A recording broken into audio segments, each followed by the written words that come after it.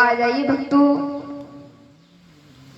इस पावन भूमि शेखपुरा पर चलते चलते कथा को, आज कथा का 6वां दिवस है। तो श्री सुखदेव जी समझाते हैं, हे राजन परीक्षित, अब मुझे ये सुनाइएगा कि गंगा जी का विवाह प्रतीक के साथ कैसे हुआ। तो महाराज, एक गांव में प्रतीक नाम के राजा रहते हैं। तो कैसे है वो राजा, सुनेगा।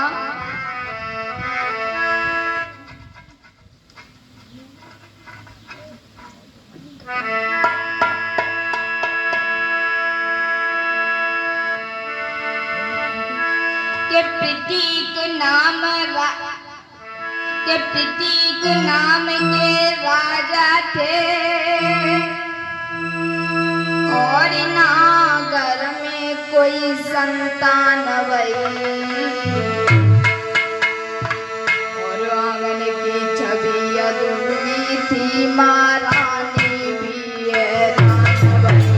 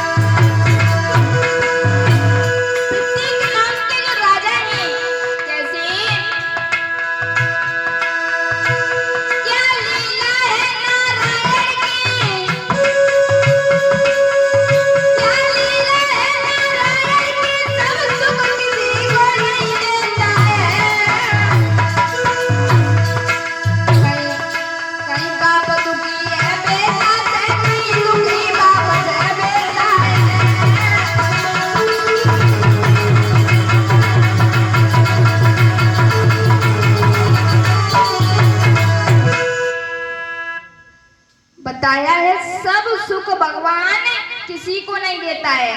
कैसे? कोई दुखी बेटा से है, कोई इंसान बेटा को दुखी है कि भगवान मेरे पास बेटा नहीं है, इस चीज से दुखी है। और कोई तो इंसान बेटा है तो वो बेटा से दुखी है। और भैया, किसी के पास भोजन है तो भूख नहीं है, और भूख है तो भोजन नहीं है। तो आज के संसार में सब सुख भगवान किसी को नहीं देता है। कैसे?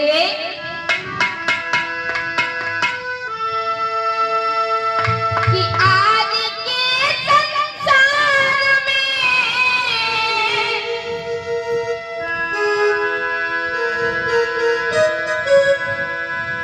कि आज के संसार और कोई न सुखी है, मगर किसी न किसी बात से हर कोई दुखी है।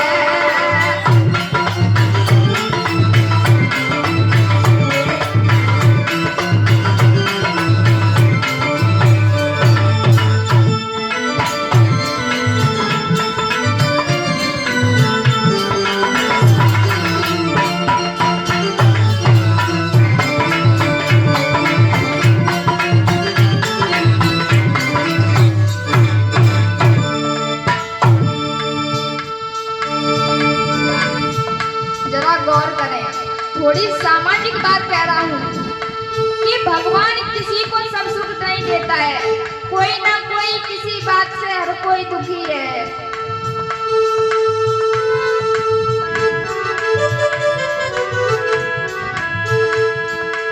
कोई दुखी संतान को कोई संतान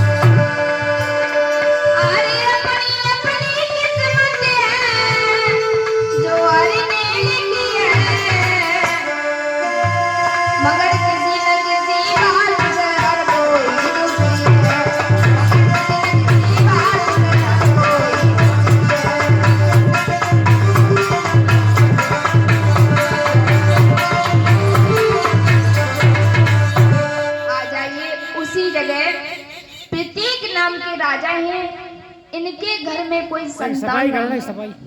बड़े दुखी हैं महाराज। इनकी पत्नी और महाराज प्रतीक बहुत दुखी हैं। जब इंसान को चारों तरफ से कोई दिखाई नहीं पड़ता है, जिस दरवाजे को देखता है वो दरवाजा बंद नजर आता है, जिस डाली को पकड़ता है वो डाली टूट जाती है, तब अंत में भगवान के पास जाता है। महाराज प्रतीक ने आज उनकी पत्नी और महाराज प्रतीक वन की ओर चले तपस्या करने के लिए, और वो भी तपस्या किनकी की, जरा गौर करें।